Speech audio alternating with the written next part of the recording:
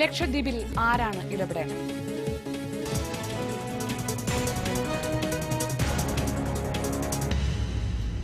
സമാധാനമായി ജീവിച്ചിരുന്ന ഒരു വലിയ ജനതയെ ശത്രുക്കളാക്കി പ്രഖ്യാപിച്ച് അവർക്കെതിരായിട്ടുള്ള നടപടികൾ പ്രതികാര ബുദ്ധിയോടെ സ്വീകരിക്കുന്ന കാഴ്ചയാണ് ദ്വീപിൽ ഇപ്പം കണ്ടുകൊണ്ടിരിക്കുന്നത്.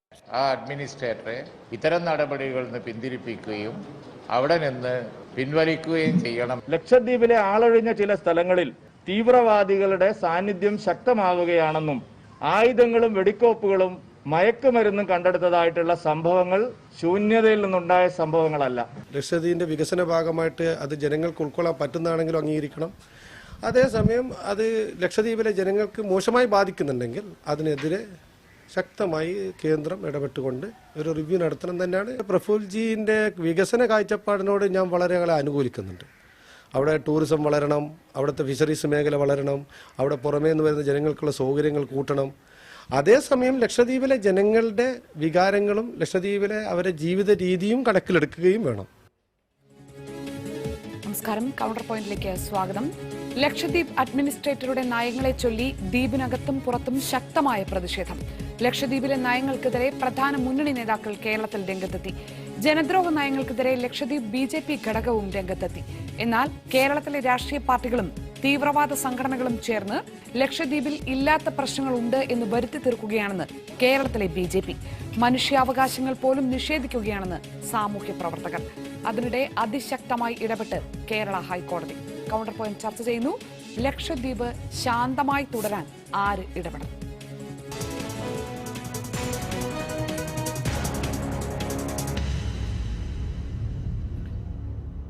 ചർച്ചയിൽ ചേരുന്നത് കോൺഗ്രസിൽ നിന്ന് T. സിദ്ദിഖ് MLA, BJPയിൽ നിന്ന് S. സുരേഷ്, BJP ലക്ഷദ്വീപ് ഘടകം ജനറൽ സെക്രട്ടറി മുഹമ്മദ് കാസിം, നിയമവിദഗ്ധൻ അഡ്വക്കേറ്റ് മുഹമ്മദ് ഷാ, ലക്ഷദ്വീപ് നിവാസി മുഹമ്മദ് സലീം എന്നിവരാണ് ചർച്ചയിൽ നമ്മളോടൊപ്പം ചേരുന്നത്.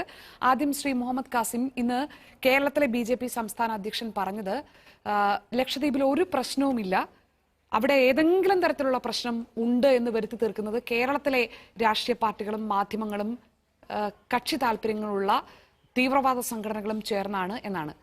ലക്ഷദ്വീപിൽ ഒരു പ്രശ്നവും ഇപ്പോഴില്ല, അഡ്മിനിസ്ട്രേറ്ററുടെ നടപടികളിൽ ഒരു പ്രശ്നവും ഇല്ല എന്ന് പറയുന്നത് ശരിയാണോ?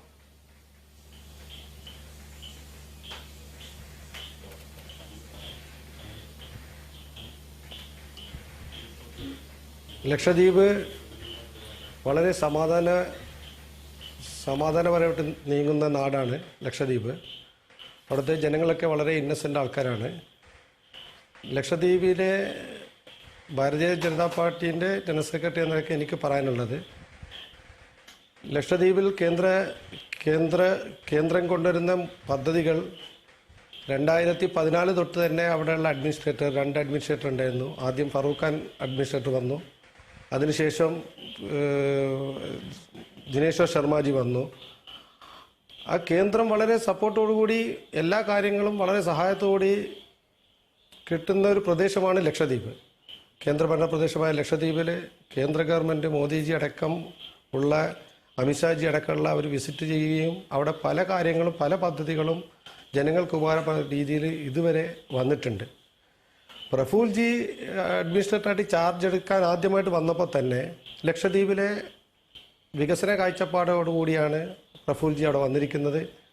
ആ വികസന കാഴ്ചപ്പാട് എന്ന് പറഞ്ഞ് ആദ്യത്തെ മീറ്റിംഗ് അവിടെ വിളിക്കുകയുണ്ടായി. അതിൽ ഇൻക്ലൂഡിങ് മെമ്പർ ഓഫ് പാർലമെൻറ്റ് അടക്കമുള്ള എല്ലാ ജനങ്ങളും പാർട്ടീൻ്റെ നേതാക്കളും പഞ്ചായത്ത് എല്ലാവരെയും വിളിച്ച് മീറ്റിംഗ് കൂടി. എല്ലാവരും പ്രഫുൽജീനെ വളരെ അപ്രിഷ്യേറ്റ് ചെയ്തുകൊണ്ട് തന്നെയാണ് ആ മീറ്റിങ്ങിൽ നിന്ന് ഇറങ്ങി പുറപ്പെട്ടത്. ഇങ്ങനെ വേണം, ലക്ഷദ്വീപിൻ്റെ വികസന കാഴ്ചപ്പാടുള്ള പ്രഫുൽജിനെ തന്നെ നമുക്ക് ആവശ്യമുണ്ടെന്നുള്ള രീതിയിൽ തന്നെയാണ് വളരെ സന്തോഷത്തോടുകൂടിയാണ് ലക്ഷദ്വീപിലെ ജനങ്ങൾ പ്രഫുൽജിനെ സ്വീകരിച്ചതും എല്ലാം സപ്പോർട്ട് കൊടുത്തതും. അതിൽ പിന്നീടുള്ള കാര്യങ്ങൾ ലക്ഷദ്വീപിലെ ജനങ്ങൾക്ക് ദ്രോഹപരമായിട്ട് വരുന്ന കുറച്ച് കാര്യങ്ങൾ, ഇപ്പോൾ ലാൻഡിൻ്റെ കാര്യങ്ങളാണെങ്കിൽ അവിടുത്തെ ഡ്രാഫ്റ്റ് നോട്ടിഫിക്കേഷൻ വന്നു. ആ ഡ്രാഫ്റ്റ് നോട്ടിഫിക്കേഷനിൽ ഞങ്ങളും സജഷൻസ് കൊടുത്തിട്ടുണ്ട്. അവിടുത്തെ ജനങ്ങൾക്ക് ബുദ്ധിമുട്ടാകുന്ന കരട് രൂപമായിട്ടാണത് തോന്നിയിട്ടുള്ളത്. അതിൻ്റെ അടിസ്ഥാനത്തിൽ എല്ലാവരും അതിന് സജഷൻസ് അതിൻ്റെ അഭിപ്രായങ്ങൾ അവർ രേഖപ്പെടുത്തിയിട്ട് അത് കരട് രൂപമാണ്, അത് ഫൈനലല്ല, ഇനി ഫൈനലായിട്ട് വരാനുള്ളതാണ്. പിന്നെ അവിടെ ഒരു തീവ്രവാദി സംഘടന എന്നുള്ള ഒരു നില ആ ലക്ഷദ്വീപിൽ ഒരിക്കലും ഒരു തീവ്രവാദി സംഘടന അങ്ങനെ ഒരു സംഭവം ലക്ഷദ്വീപിലില്ല. വളരെ സമാധാനമുള്ള ആൾക്കാരും ഒരു ക്രൈം ഇല്ലാത്തൊരു ഏരിയയാണ്.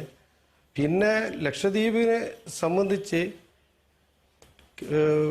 പറയുകയാണെങ്കിൽ ഇപ്പോൾ പുറമേയുള്ള മീഡിയാസിനെ ഞാൻ കണ്ടത് ലക്ഷദ്വീപിൻ്റെ 100% മുസ്ലിം താമസിക്കുന്ന പ്രദേശത്ത് ലക്ഷദ്വീപിലെ ജനങ്ങൾക്കെതിരെ കേന്ദ്ര ഗവൺമെൻറ്റിൻ്റെ ഹിഡൻ അജണ്ടയാണ് പ്രഫുൽജി വന്നതെന്നാണ് ഞാൻ എല്ലാ മീഡിയയിൽ നിന്നും ശ്രദ്ധിക്കാനിടയായത്. അങ്ങനെ ഒരു ഹിഡൻ അജണ്ട ഉണ്ടായിരുന്നുവെങ്കിൽ കഴിഞ്ഞ 2014 തൊട്ടുള്ള അഡ്മിനിസ്ട്രേറ്റർ അപ്പോയിൻമെന്റ് ചെയ്തിരിക്കുന്നതും കേന്ദ്ര ഗവൺമെന്റാണ്. കൂടാതെ 200 കോടിയുടെ ഒപ്റ്റിക്കൽ ഫൈബർ കേബിളിന്റെ ടെൻഡർ വരെ വിളിച്ചു കഴിഞ്ഞു. അത് മോദിജിന്റെ പ്രത്യേക ഇൻട്രസ്റ്റോടുകൂടെ അവിടെ വരുന്നത്. അപ്പം അങ്ങനെ ഒരു ഹിഡൻ അജണ്ട ഉണ്ടെന്നുള്ള ഇവിടുത്തെ കേരളത്തിലെ പല രാഷ്ട്രീയ പാർട്ടികളും പറയുന്നതിനോട് അത് ശക്തമായിട്ട് ഞാൻ ഭാരതീയ ജനതാ പാർട്ടിൻ്റെ ഒരു ജനറൽ സെക്രട്ടറി ആയിട്ടല്ല, ലക്ഷദ്വീപിൻ്റെ ഒരു ആളെന്ന നിലക്ക് ഞാൻ ശക്തമായിട്ട് അതിനെ എതിർക്കുകയാണ്. മോദി ഗവൺമെൻറ്റിൻ്റെ പുരോഗമന പ്രവർത്തനവും പ്രധാനമന്ത്രിൻ്റെ സ്കീമും അവിടെ വരുന്ന മുഴുവൻ ജനങ്ങൾക്കുള്ള ഉപകാരങ്ങൾ കിട്ടിയിരിക്കുന്നത് ഏത് ഗവൺമെൻറ്റിനേക്കാളും കൂടുതൽ കിട്ടിയിരിക്കുന്നത് നമ്മളെ കേന്ദ്ര ഗവൺമെൻറ് ഭാരതീയ ജനതാ പാർട്ടീൻ്റെ മോദിജിൻ്റെ ഗവൺമെൻറ് അടുത്താണ്.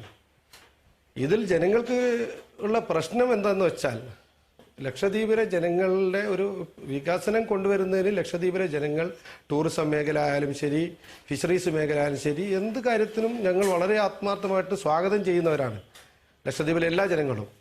അതിന് പുറമെ ലക്ഷദ്വീപിലെ ജനങ്ങൾക്ക് ബുദ്ധിമുട്ട് വരുന്ന കാര്യങ്ങളിൽ എന്തെങ്കിലും ഒരു ദ്രോഹപരമായിട്ട് കാണുമ്പോൾ അതിനെ ഒന്ന് റിവ്യൂ ചെയ്യണം എന്നാണ് അത് ന്യായമായ ഒരു ആവശ്യമാണല്ലോ ശ്രീ മുഹമ്മദ് കാസിം. അതായത് ഏതെങ്കിലും ഒരു രാഷ്ട്രീയ പരിപാടിയല്ല കേന്ദ്ര സർക്കാർ അവിടെ നടപ്പാക്കുന്നത് എന്ന് ഉത്തമ ബോധ്യമുള്ള BJPയുടെ ലക്ഷദ്വീപ് ഘടകം തന്നെ ഈ അഡ്മിനിസ്ട്രേറ്റർക്കെതിരെ പരാതിയുമായി കേന്ദ്ര സർക്കാരിനെ സമീപിക്കുകയാണ്. എന്താണ് നിങ്ങളുടെ പരാതി? ഈ അഡ്മിനിസ്ട്രേറ്റർ ചെയ്യുന്ന ഏതൊക്കെ കാര്യങ്ങളാണ് ജനദ്രോഹപരമാണ് എന്ന് BJP ലക്ഷദ്വീപ് ഘടകം തിരിച്ചറിയുന്നത്? ലക്ഷദ്വീപിലെ അഡ്മിനിസ്ട്രേറ്റർക്കെതിരെ എനിക്കൊരു പരാതിയില്ല. ലക്ഷദ്വീപിലെ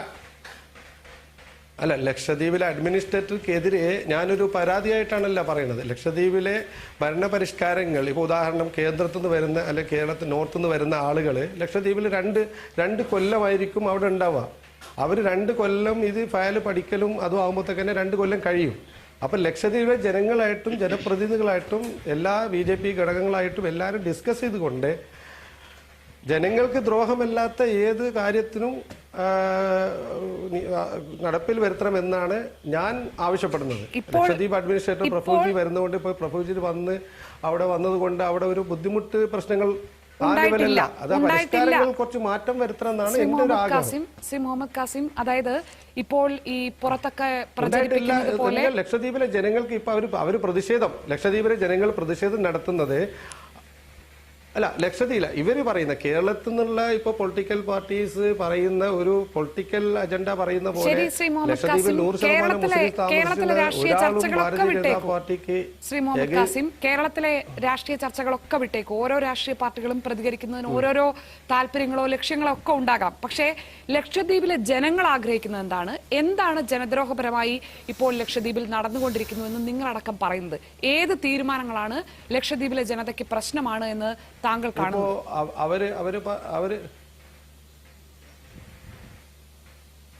ലക്ഷദ്വീപിലെ ഇപ്പോൾ ഒരു പരിഷ്കാരങ്ങൾ ഒരു കാര്യവും ഇതുവരെ ഫൈനലായിട്ടൊരു ഡിസിഷൻ ആയിട്ടില്ല. അതൊരു കരട് രൂപം പോലെ ആക്കി വെച്ചതല്ലാതെ ഇനി അത് പോയി ഹോം മിനിസ്ട്രിയിൽ പോകണം, ലോ മിനിസ്ട്രിയിൽ ഫൈനാൻസ് മിനിസ്ട്രിയിലൊക്കെ പോയി വരേണ്ട കാര്യങ്ങളാണ്. അപ്പോൾ ജനങ്ങളായിട്ടുള്ള എല്ലാ റെഗുലേഷൻ, ലക്ഷദ്വീപിൻ്റെ ഡെവലപ്മെന്റ് അതോറിറ്റി 2021 റൂള്, പിന്നെ പഞ്ചായത്ത് റൂള്, ഇതെല്ലാം ഈ കരട് രൂപമായിട്ടുള്ളൂ. അതിന് ലക്ഷദ്വീപിലെ ജനങ്ങളെ സജഷൻസും ജനപ്രതിനിധികളുടെ സജഷൻസും എല്ലാവരും എടുത്തുകൊണ്ട് ലാസ്റ്റിലൊരു ഫൈനൽ രീതിയിലേക്ക് വരുമ്പോൾ ആണ് അത് നമുക്ക് തെറ്റായി വരുന്നുണ്ടോ ശരിയായി വരുന്നുണ്ടോ നമുക്ക് നോക്കാൻ പറ്റാം. ഇപ്പോഴത്തെ കാഴ്ചപ്പാടിൽ അങ്ങനെയുള്ള കുറച്ച് ചെറിയ കാര്യങ്ങളൊക്കെ ജനങ്ങൾക്ക് ദ്രോഹപരമായിട്ട് പ്രധാനമന്ത്രിയോടക്കം തിരുത്തണം എന്ന് നിങ്ങൾ ആവശ്യപ്പെടുന്ന കത്ത് കേന്ദ്ര സർക്കാരിന് കത്ത് നൽകിക്കൊണ്ട് തിരുത്തണം എന്ന് നിങ്ങൾ ആവശ്യപ്പെടുന്ന കാര്യങ്ങൾ ഏതാണ്? സ്പെസിഫിക് ആയി പറയും. നമുക്കറിയാം ഇതൊന്നും ഫൈനലായ തീരുമാനമല്ല, വേണമെങ്കിൽ ഇനിയും തിരുത്താവുന്നതാണ്. പക്ഷെ അവിടെ ജനങ്ങൾ പ്രതിഷേധിക്കുന്നുണ്ടെന്നും ജനദ്രോഹകരമാണ് എന്ന് നിങ്ങൾക്ക് വരെ സംശയമുള്ള ചില കാര്യങ്ങളുണ്ട് എന്നിപ്പോൾ താങ്കൾ പറഞ്ഞല്ലോ. അത് ഏത് കാര്യങ്ങളാണ്?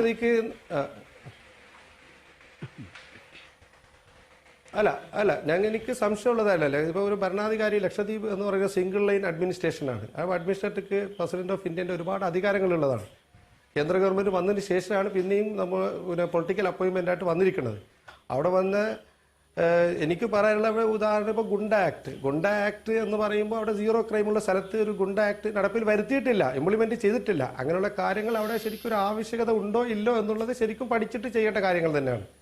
അതിൽ തീരുമാനം എടുക്കേണ്ടത് ജനങ്ങളായിട്ട് ജനങ്ങളായിട്ട് ആലോചിച്ചും കാര്യങ്ങൾ തീരുമാനിക്കേണ്ട കാര്യങ്ങൾ, അങ്ങനെയുള്ള കാര്യങ്ങളൊന്നും ആ ഒരു ഡിസ്കഷനിലൂടെ വന്നിട്ടില്ല എന്നുള്ളതാണ് അവിടുത്തെ ഇപ്പോഴത്തെ നിലപാട്. ഓക്കെ, അപ്പോൾ ഈ ഗുണ്ട ആക്ട് നടപ്പിൽ വരുത്തരുത് എന്ന് BJP സംസ്ഥാന ഘടകത്തിന് ആവശ്യമുണ്ട്. BJP ലക്ഷദ്വീപ് ഘടകം കരുതുന്നത് അവിടെ ഗുണ്ട ആക്ട് നടപ്പാക്കരുത് എന്നാണ്. അല്ല, ലക്ഷദ്വീപിനെ സംബന്ധിച്ചിടത്തോളം എല്ലാവർക്കും അറിയുന്നതാണ്. എവിടെ നിന്ന് വന്നാലും ലക്ഷദ്വീപിലെ ജനങ്ങൾ എങ്ങനെയാണെന്നും അങ്ങോട്ടും ഇങ്ങോട്ടും പേഴ്സണൽ അറിയാത്ത ഒരാളില്ല, എല്ലാവരും അങ്ങോട്ടും ഇങ്ങോട്ടും അറിയുന്നതാണ്. ചെറിയ ഒരു ഏരിയ ആണെന്നും ആ പുറമെ വരുന്ന ആൾക്കാർ ആര് വന്നാലും വളരെ ആത്മാർത്ഥത്തോടെ സ്വീകരിക്കുന്ന സ്ഥലമാണെന്ന് എല്ലാവർക്കും അറിയുന്ന ഒരു കാര്യമാണ്. അങ്ങനെയുള്ള സ്ഥലത്ത് ആ രീതിയിലുള്ള ഒരു ഗുണ്ട ആക്ടിന്റെ ആവശ്യം ഉണ്ട് എന്ന് എനിക്ക് തോന്നിയിട്ടില്ല. ഇപ്പോൾ ഭരണാധികാരികൾ വന്ന് ചെയ്യുമ്പോൾ അത് ചിലപ്പോൾ അത് പഠിക്കാതെയാണോ പഠിച്ചിട്ടാണോ അത് എന്നുള്ള തീരുമാനം എടുക്കേണ്ടത് അവർ തന്നെയാണ് തീരുമാനം. അവിടെ ജീവിക്കുന്ന താങ്കൾക്ക് ശ്രീ മുഹമ്മദ് കാസിം, അവിടെ ജീവിക്കുന്ന താങ്കൾക്ക് കേന്ദ്ര സർക്കാരിന്റെ ഭാഗമായ രാഷ്ട്രീയ പാർട്ടിയുടെ ആ പ്രദേശത്തെ ഔദ്യോഗിക ഭാരവാഹിയായ താങ്കൾക്ക് അവിടെ ഗുണ്ട ആക്ട് നിലവിൽ വരേണ്ട ആവശ്യമുണ്ട് എന്ന് കരുതാൻ വയ്യ. ജനങ്ങളുടെ പ്രതിഷേധം അക്കാര്യത്തിൽ കണക്കിലെടുക്കേണ്ടതാണ് എന്ന് താങ്കൾക്ക് അഭിപ്രായമുണ്ട്. പക്ഷേ ഇവിടെ BJPയുടെ സംസ്ഥാന അധ്യക്ഷൻ പറഞ്ഞത് അവിടെ തീവ്രവാദ സാന്നിധ്യമുണ്ട് എന്ന് നേരത്തെ കണ്ടെത്തിയതാണ്, തീവ്രവാദ സംഘടനകളുണ്ട് എന്ന് മുന്നറിയിപ്പുള്ളതാണ്, അതിന്റെ കൂടി അടിസ്ഥാനത്തിലാണ് അവിടെ ഗുണ്ട ആക്ട് കൊണ്ടുവന്നത് എന്നാണ്. താങ്കൾ യോജിക്കുന്നുണ്ടോ?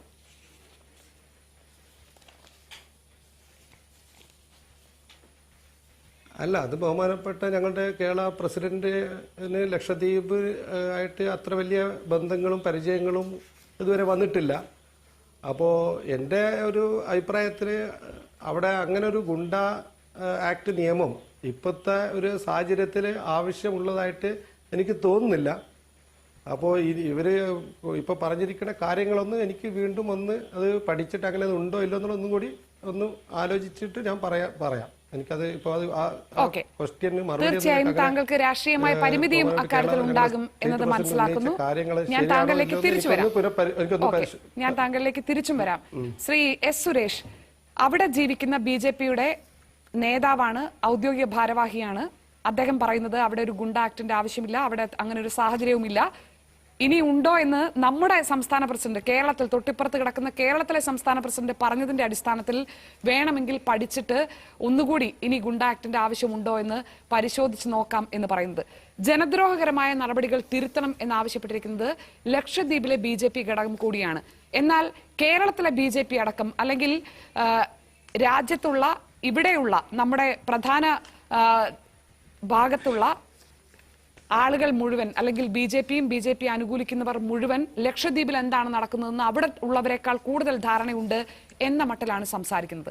നിങ്ങൾക്ക് അവിടുത്തെ BJP നേതൃത്വത്തെ അവിടെ ഗുണ്ട ആക്ടിന്റെ ആവശ്യമില്ലെന്നും സീറോ ക്രൈം റേറ്റ് ഉള്ള ഒരു സ്ഥലത്ത് ഗുണ്ട ആക്ട് കൊണ്ടുവന്നത് അവിടുത്തെ ജനങ്ങൾ അറിയാത്തതുകൊണ്ടാണ്. എന്തായാലും ഇപ്പോ മുമ്പ് അവിടെ ബീഫ് നിരോധിച്ചു, അതോടൊപ്പം തന്നെ മദ്യം ആദ്യമായിട്ട് അവിടേക്ക് കൊണ്ടുവന്നു.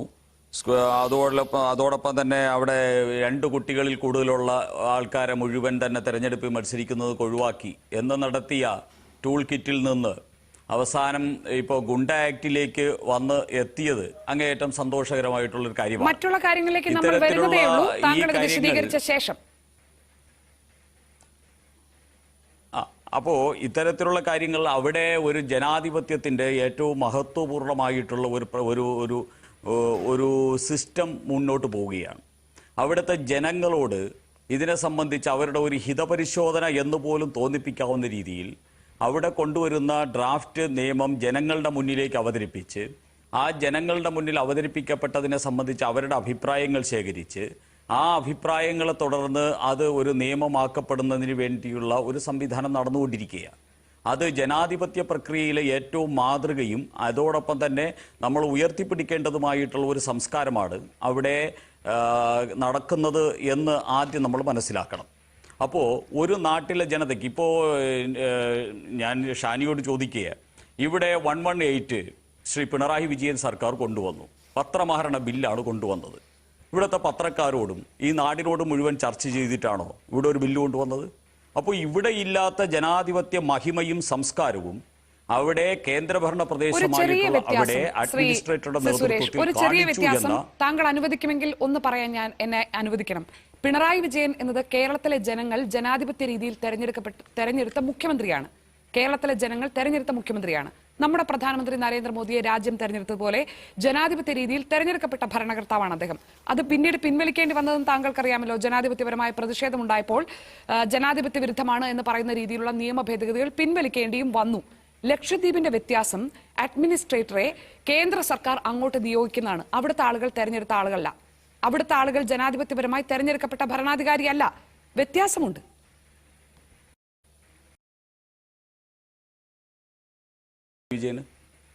അതുകൊണ്ട് എന്ത് തോന്നിവാസവും ലക്ഷദ്വീപ് അഡ്മിനിസ്ട്രേറ്റർക്ക് കാണിക്കാം? അല്ല, ഈ തെരഞ്ഞെടുത്ത് പോയി എന്നുള്ളത് കൊണ്ട് താങ്കൾ എന്താ പറയുന്ന 118 നടപ്പാക്കാം, അത് ഏകാധിപതിയെ പോലെ നടപ്പാക്കാം എന്നാണോ പറയുന്നത്? നടപ്പാക്കാൻ കഴിഞ്ഞില്ല. അതാണ് ജനാധിപത്യത്തിന്റെ ശക്തി. കഴിയാത്തത് ഇപ്പോ എന്താ അദ്ദേഹത്തിന്റെ ഔദാര്യമാണോ? ഈ നാട്ടിലെ ജനത മുഴുവൻ പ്രതിഷേധിച്ചതിന്റെ ഫലമായിട്ട് സംഭവിച്ചതല്ലേ?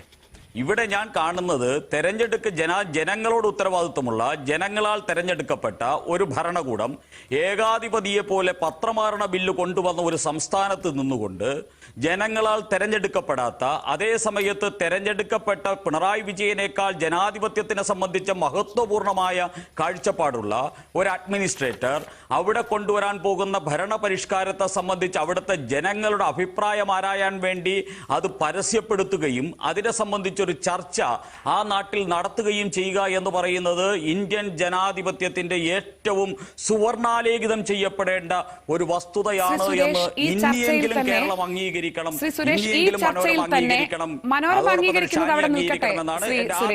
നമ്മുടെ ആരുടെയും, ശ്രീ സുരേഷിന്റെയോ എന്റെയോ സംസ്ഥാനത്തെ BJPയുടെയോ ഒന്നും അഭിപ്രായമല്ലല്ലോ അവിടെ അംഗീകരിക്കേണ്ടത്. അവിടുത്തെ ജനങ്ങൾക്ക് സ്വയം തീരുമാനിക്കാൻ ഇന്ത്യയിലെ മറ്റേത് ഭാഗത്തുമുള്ള ആളുകളെ പോലെ അവർക്കും സ്വയം നിർണയാവകാശമുണ്ട്, അധികാരമുണ്ട്. രാജ്യത്തെ എല്ലായിടത്തും ഇവിടെ എന്താണ് നടക്കേണ്ടത് എന്ന് ഞങ്ങൾ തെരഞ്ഞെടുക്കുന്ന ഭരണാധിപന്മാർ തീരുമാനിക്കട്ടെ എന്ന് തീരുമാനിക്കുന്ന അതേ അവകാശം ലക്ഷദ്വീപിലുമുണ്ട്. ആരെ പ്രതിനിധീകരിക്കണം, ആര് ഞങ്ങൾക്ക് വേണ്ടി തീരുമാനങ്ങൾ എടുക്കണം എന്ന് തീരുമാനിക്കാൻ അവർക്ക് അവകാശമുണ്ട്. അതിൽ നിന്ന് വ്യത്യസ്തമായി കേന്ദ്രഭരണ പ്രദേശമായതുകൊണ്ടുള്ള അവർക്ക് തീരുമാനിക്കാൻ ഇടപെടലില്ലാത്ത ഒരു കാര്യമാണ് അഡ്മിനിസ്ട്രേറ്റർ എന്ന് പറയുന്നത്. ശരി, താങ്കൾ പറയുന്നത് പോലെയാണെങ്കിൽ ഇവിടുത്തെ BJPക്ക് അവിടുത്തെ കാര്യങ്ങൾ മനസ്സിലായില്ലെന്ന് നമ്മുടെ ചർച്ചയിൽ ഇരുന്ന് പറഞ്ഞത് നിങ്ങളുടെ പാർട്ടിയുടെ ഔദ്യോഗിക ഭാരവാഹിയാണ് ശ്രീ സുരേഷ്. അല്ല, അദ്ദേഹവും പറഞ്ഞതും എൻ്റെ BJPയുടെ സംസ്ഥാന ഘടകവും തമ്മിൽ ഉള്ള അഭിപ്രായ വ്യത്യാസങ്ങളും അഭിപ്രായ ഐക്യവും പരിഹരിക്കാനുള്ള ഇടനിലക്കാരിയായിട്ട് BJPയുടെ സംസ്ഥാന സെക്രട്ടറി ആയിട്ടുള്ള ഞാൻ മനോരമയെയോ ഷാനിയെയോ കാണുന്നില്ല. അങ്ങനെ ഞങ്ങൾ തമ്മിൽ എന്തെങ്കിലും കമ്മ്യൂണിക്കേഷൻ ഗ്യാപ്പോ അഭിപ്രായ വ്യത്യാസമോ അല്ലെങ്കിൽ അഭിപ്രായ സമന്വയമോ ഉണ്ടെങ്കിൽ ശ്രീ സുരേഷ്, താങ്കൾ ദയവ് ചെയ്ത് ചർച്ചയുടെ തുടക്കത്തിൽ തന്നെ ഞാനൊരു കാര്യം പറയട്ടെ. വ്യക്തിപരമായി ശ്രീ സുരേഷോ ഞാനോ എന്ത് പറയുന്നു, എന്ത് നിലപാടെടുക്കുന്നു എന്നുള്ളത് പ്രശ്നമേ അല്ല. നമ്മളൊരു പ്രശ്നത്തെക്കുറിച്ചുള്ള രാഷ്ട്രീയമാണ് ചർച്ച ചെയ്യുന്നത്. വ്യക്തിപരമായി പ്രകോപിപ്പിക്കാനുള്ള ശ്രമങ്ങൾ താങ്കൾ ഉപേക്ഷിക്കണം എന്ന് ജനാധിപത്യപരമായി താങ്കളോട് ആദ്യം അഭ്യർത്ഥിക്കുകയാണ്. അതല്ല പ്രശ്നം. ലക്ഷദ്വീപിലെ ജനങ്ങളുടെ കാര്യമാണ് നമ്മൾ ചർച്ച ചെയ്യുന്നത്. ചർച്ചയിൽ തുടക്കത്തിൽ തന്നെ അദ്ദേഹം വ്യക്തമായി പറഞ്ഞു, ഇവിടുത്തെ സാഹചര്യം എന്താണ് എന്ന് മനസ്സിലാക്കാതെയാണ് BJPയുടെ ഇവിടുത്തെ ഘടകം, ലക്ഷദ്വീപിലെ കാര്യങ്ങൾ മനസ്സിലാക്കാതെയാണ് BJPയുടെ കേരളത്തിലെ ഘടകവും സംസ്ഥാന അധ്യക്ഷനും അഭിപ്രായം നടത്തിയിട്ടുണ്ടാവുക എന്നാണ് അദ്ദേഹം പറയുന്നത്. ഇനി ലക്ഷദ്വീപിൽ എന്താണ് നടക്കുന്നതെന്ന് ലക്ഷദ്വീപുകാരനായ ശ്രീ മുഹമ്മദ് കാസിമിനെ കൂടി നമ്മൾ പഠിപ്പിക്കണോ? ലക്ഷദ്വീപിലെ ആളുകൾ എങ്ങനെ കാര്യങ്ങൾ മനസ്സിലാക്കണം എന്ന് പഠിപ്പിക്കാൻ കേരളത്തിലെ BJP പറയുന്നതാണ് മനസ്സിലാക്കേണ്ടതെന്നാണോ താങ്കൾ പറയുന്നത്? ശ്രീ മുഹമ്മദ് കാസിം പറഞ്ഞതും ആയിട്ട് ഞാൻ ഒന്നും കോൺട്രഡിക്റ്റ് ചെയ്യാൻ പോകുന്നില്ല. പക്ഷേ ഇവിടുത്തെ സംസ്ഥാന പ്രസിഡന്റ് പറഞ്ഞത് വളരെ വ്യക്തമാണ്. സംസ്ഥാന പ്രസിഡന്റ് എന്താ പറഞ്ഞത്? സംസ്ഥാന പ്രസിഡന്റ് പറഞ്ഞത് അവിടെ 3000 കോടി രൂപയുടെ മയക്കുമരുന്ന് അവിടെ നിന്ന് പിടിക്കപ്പെട്ടിട്ടുണ്ട്. 300 കിലോഗ്രാം മയക്കുമരുന്ന് ഹൊറൈൻ അവിടുന്ന് പിടിക്കപ്പെട്ടിട്ടുണ്ട്.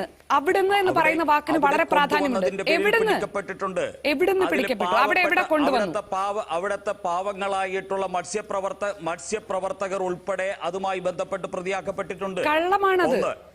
കള്ളമാണ് ശ്രീ സുരേഷ്. അത് വസ്തുതയല്ല, അത് വസ്തുതയല്ല ശ്രീ സുരേഷ്. എവിടെ വെച്ചാണ് മയക്കുമരുന്ന് പിടിക്കപ്പെട്ടത് എന്നത് ഇന്ത്യൻ കോസ്റ്റ് ഗാർഡിന്റെ ഔദ്യോഗികമായ പ്രസ്താവനകളടക്കം നമ്മുടെ മുന്നിൽ ലഭ്യമാണ്. ഒരാളും അങ്ങനെ പറഞ്ഞിട്ടില്ല, അഡ്മിനിസ്ട്രേറ്റർ പോലും പറഞ്ഞിട്ടില്ല. കേരളത്തിലെ BJP അല്ലാതെ മറ്റാരും അവിടെ വെച്ച് ഈ 3000 കോടിയുടെ മയക്കുമരുന്ന് പിടിച്ചു എന്ന് പറയാൻ തയ്യാറായിട്ടില്ല. വസ്തുതകൾ പറയൂ ദയവായി. അല്ല, എന്നെ പിടിച്ചിരുത്തിയിട്ട് ഷാനിക്ക് പ്രസംഗിക്കാനാണെങ്കിൽ എന്നെ എന്തിനാ വിളിച്ച് ചർച്ച ചെയ്യുക? എന്നോട് എന്തിനാ ചോദ്യം ചോദിക്കുന്നത്? താങ്കൾ വസ്തുതകൾ പറയണം എന്നാണ് അഭ്യർത്ഥിക്കുന്നത്. നിലപാട് പറയിപ്പിക്കാൻ താങ്കളുടെ പാർട്ടിയുടെ മറ്റൊരു പ്രതിനിധി ഇതേ ചർച്ചയിൽ പങ്കെടുത്ത് സംസാരിക്കുന്നു. നിങ്ങളുടെ പാർട്ടിയിൽ ആരെയാണ് ഞങ്ങൾ വിശ്വസിക്കേണ്ടത്? ലക്ഷദ്വീപിൽ ഈ പ്രശ്നങ്ങളില്ലെന്ന് അദ്ദേഹം പറയുന്നു. ഞാൻ പറഞ്ഞു തരാം എന്ന് നമ്മുടെ സംസ്ഥാന അധ്യക്ഷൻ പറയുന്നു. ഷാനിയുടെ വിശ്വാസവും അവിശ്വാസവും ഒന്നും എനിക്ക് ആവശ്യമില്ല, എന്റെ പാർട്ടിക്കും ആവശ്യമില്ല. എന്നെ വിളിച്ചിട്ടുണ്ടെങ്കിൽ പാർട്ടിയുടെ പ്രതിനിധിയായിട്ടാണ് വിളിച്ചിട്ടുണ്ടെങ്കിൽ വസ്തുതകളെ പറയാനാകൂ ശ്രീ സുരേഷ്. ഒരു ചർച്ചയിൽ വന്ന് ലക്ഷദ്വീപിൽ നിന്ന് വസ്തുതകളെ പറയാവൂ. താങ്കൾ പറയൂ ശ്രീ സുരേഷ്, എവിടെ നിന്നാണ് പിടിച്ചത്? പറയൂ, വസ്തുത പറയൂ. ബഹളം വെച്ചത് കൊണ്ട് ഷാനി പ്രഭാകരനല്ല, ശ്രീ സുരേഷ് പറഞ്ഞാൽ മതി. ശ്രീ സുരേഷ് പറഞ്ഞാൽ മതി. ബഹളം വെച്ചത് കൊണ്ട് ഒരു കാര്യവുമില്ല ശ്രീ സുരേഷ്. ആ പ്രകോപനത്തിൽ ഞാൻ വീടില്ല. താങ്കൾ വസ്തുത പറയണം. എവിടെ വെച്ചാണ് മയക്കുമരുന്ന് പിടിച്ചത്? മയക്കുമരുന്ന് എവിടെ നിന്നാണ് പിടിച്ചത്? പക്ഷേ എനിക്കൊരു ഉത്തരവാദിത്തമുണ്ട് ശ്രീ സുരേഷ്. മയക്കുമരുന്ന് എവിടെ നിന്നാണ് പിടിച്ചത്? അവിടെ നിന്ന് താങ്കൾ പറഞ്ഞു. എവിടെ നിന്നാണ് പിടിച്ചത്? എന്നെ ചോദ്യം ചെയ്യാനൊന്നും ആയിട്ടില്ല. എന്റെ ചർച്ചയിൽ ശ്രീ സുരേഷ് ഒരു ചെറിയ പ്രശ്നം. ശ്രീ സുരേഷ്, താങ്കൾ എന്താണ് ഇന്നത്തെ ചർച്ചയിൽ ഗുണദോഷിക്കാനും ചോദ്യം ചെയ്യാനൊന്നും നിങ്ങൾ ആയിട്ടില്ല. ശ്രീ സുരേഷ്, ഞാൻ പറയാം. ശ്രീ സുരേഷ്, ഒരു കാര്യം താങ്കളെ പറയാൻ അനുവദിക്കും. വസ്തുതകൾ മാത്രം, ഒറ്റ കാര്യം. ശ്രീ സുരേഷ്, നിർബന്ധമായും താങ്കൾ ഈ ചർച്ചയിൽ പാലിച്ചിരിക്കണം എന്ന് ഞാൻ അഭ്യർത്ഥിക്കുന്ന ഒരു കാര്യം. പ്രേക്ഷകർക്കല്ല, നമുക്കറിയാവുന്ന വസ്തുതയാണ്. അല്ലെങ്കിൽ താങ്കൾ പറയണം എവിടെ നിന്ന് പിടിച്ചു. അതെ, ഇന്നലത്തെ പ്രശ്നമാണ്. തുടക്കം മുതലേ താങ്കൾ കാണിക്കുന്നത് എനിക്കറിയാം. പക്ഷേ വസ്തുത പറയൂ ശ്രീ സുരേഷ്. ഞാൻ ഒറ്റ ചോദ്യമേ ചോദിക്കുന്നുള്ളൂ.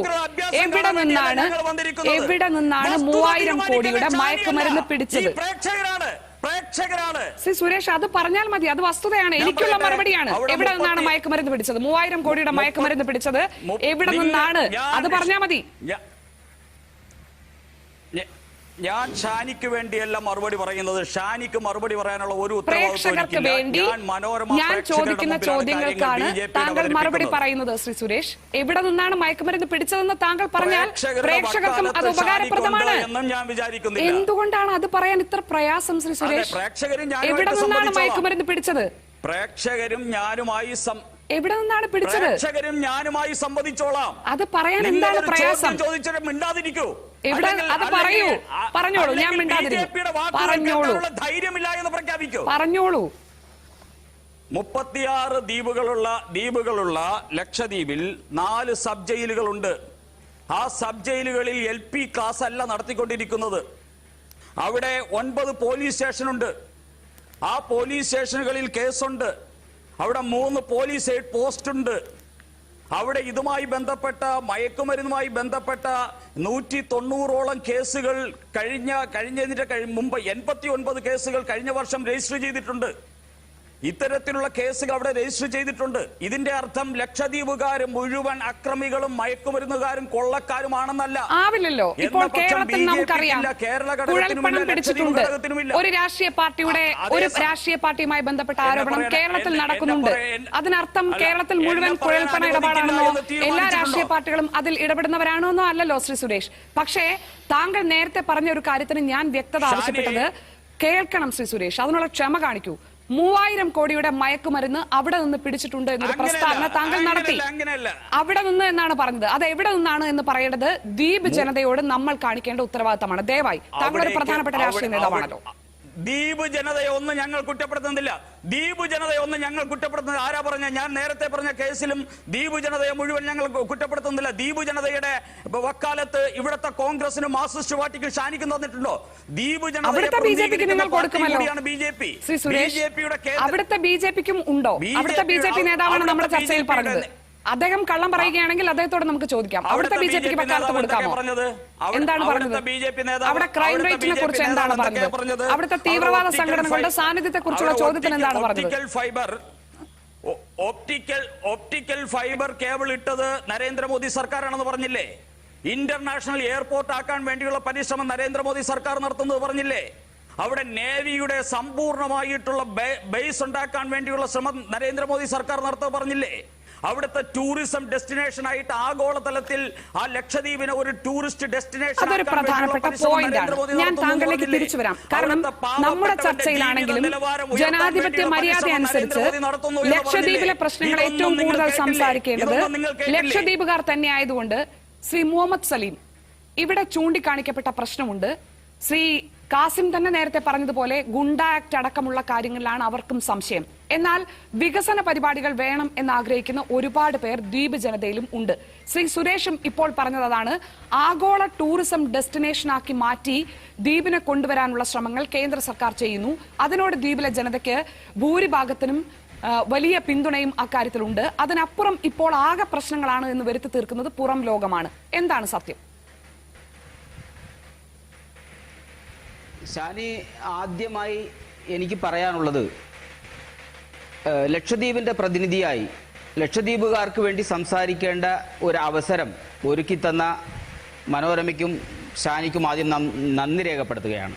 ഒപ്പം അത് മാത്രമല്ല, യഥാർത്ഥത്തിൽ ലക്ഷദ്വീപിന്റെ പ്രശ്നം സമയം കൂടുതലെടുത്ത് പറയേണ്ട ഒരു പ്രശ്നമാണിത്. പെട്ടെന്ന് ഒന്ന് പറഞ്ഞു കഴിഞ്ഞാൽ അത് കൃത്യമാവണമെന്നോ അല്ലെങ്കിൽ തെറ്റിദ്ധാരണകളുള്ള ജനങ്ങൾ അത് മനസ്സിലാക്കണമെന്നോ ഇല്ല. ദ്വീപുകാരെന്നും അവരുടെ പെറ്റുമ്മയാണ് ദ്വീപെന്നും വളർത്തുമ്മയാണ് കേരളമെന്നും ചിന്തിക്കുന്നവരാണ്. അത് അന്നും അങ്ങനെ ഇന്നും അങ്ങനെ. ഞങ്ങൾ കഴിഞ്ഞ പ്രളയകാലത്ത്, അതായത് ലക്ഷദ്വീപിൽ നിന്നും സ്വന്തം കടയിൽ കിടക്കുന്ന മുഴുവൻ തുണി സാധനങ്ങളും കേരളത്തിലേക്ക് മുഴുവൻ സാധനവും കെട്ടുകെട്ടി ഇങ്ങോട്ട് അയച്ച് കേരളത്തെ രക്ഷിക്കാൻ ശ്രമിച്ചതിൻ്റെ ഒരു കാരണം ഇപ്പോഴും ഞാൻ എൻ്റെ ഓർമ്മ വരികയാണ്. ഷെരീഫ് ഖാൻ എന്ന അഗത്തിക്കാരൻ, അദ്ദേഹം അത് ചെയ്തത് അദ്ദേഹത്തിൻ്റെ വളർത്തുമ്മയാണ് കേരളം എന്ന് തോന്നിയത് കൊണ്ടാണ്. ഞങ്ങൾക്ക് തെറ്റിയില്ല എന്ന് ഇക്കഴിഞ്ഞ ആഴ്ചകളിൽ ഞങ്ങൾക്ക് ഈ ഏതെങ്കിലും ഒരു അപകട സൂചന ലക്ഷദ്വീപിന് സംഭവിക്കുമ്പോൾ ഞങ്ങൾക്ക് കൈത്താങ്ങായി ഈ മലയാള മണ്ണും ഈ മലയാളത്തിന്റെ മനസ്സുമുണ്ട് എന്ന് ഞങ്ങളെ ബോധ്യപ്പെടുത്താൻ മലയാളിക്ക് കഴിഞ്ഞു എന്നതാണ്. ആദ്യം ലക്ഷദ്വീപിന് വേണ്ടി ഞാൻ ഈ മലയാള മണ്ണിനെ നമിക്കുകയാണ്, മലയാള മണ്ണിന് നന്ദി രേഖപ്പെടുത്തുകയാണ്. രണ്ടാമതാണ് മറ്റുള്ള വിഷയങ്ങൾ. ഷാനിക്ക് തന്നെ അറിയാം, ഒരുപാട് ചർച്ചകൾ ഇവിടെ നടക്കുന്നുണ്ട്, ഒരുപാട് ലോകത്തിലെ പ്രശ്നങ്ങൾ. ലക്ഷദ്വീപിൽ ഇതുപോലെ നിഷ്കളങ്കരായ മനുഷ്യർ, അവർ പേടിച്ചുകൊണ്ട്, അവർ ഭയപ്പെട്ടുകൊണ്ട് ഈ രീതിയിൽ ഒരു പ്രക്ഷോഭത്തിലേക്ക് അല്ലെങ്കിൽ ഒരു പ്രതിഷേധത്തേക്ക് പോകുന്ന ഒരു സാഹചര്യം ഷാനിയുടെ ഈ പറയപ്പെടുന്ന ജേർണലിസം മേഖലയിൽ അല്ലെങ്കിൽ ഈ ഹാങ്കർ എന്ന മേഖലയിൽ എന്നെങ്കിലും ഉണ്ടായിട്ടുണ്ടോ? എന്തുകൊണ്ടാണ് ഇത്രയും സമാധാനപ്രിയരായ ഈ നാട്ടുകാർ ഈ രീതിയിലേക്ക് ഒരു സമരമുഖത്തേക്ക് ഇറങ്ങാൻ കാരണമായത് എന്ന് കുലങ്കശമായി ചിന്തിക്കേണ്ട ഒരു വിഷയമാണ്. അതാണ് ഈ വിഷയത്തിൽ എനിക്ക് ആദ്യമേ പറയാനുള്ളത്. മാത്രമല്ല, എന്തുകൊണ്ട് ഞങ്ങൾ ഭയക്കുന്നു? നേരത്തെ ഇവർ പറഞ്ഞ എൻ്റെ പ്രിയപ്പെട്ട സുഹൃത്ത്, എൻ്റെ തൊട്ട അയൽവക്കത്തുള്ളതാണ് മുഹമ്മദ് കാസിം. ഞങ്ങൾ തമ്മിൽ പരമ്പരാഗതമായ പിതൃക്കൾ തൊട്ട് തന്നെ ബന്ധമുള്ളവരാണ്. എൻ്റെ ഏറ്റവും അടുത്ത വീട്ടിലെ വ്യക്തിയാണ് ഈ BJP സെക്രട്ടറി മുഹമ്മദ് കാസിം എന്ന് പറയുന്നത്. ബാല്യകാല സുഹൃത്തും കൂടിയാണ്.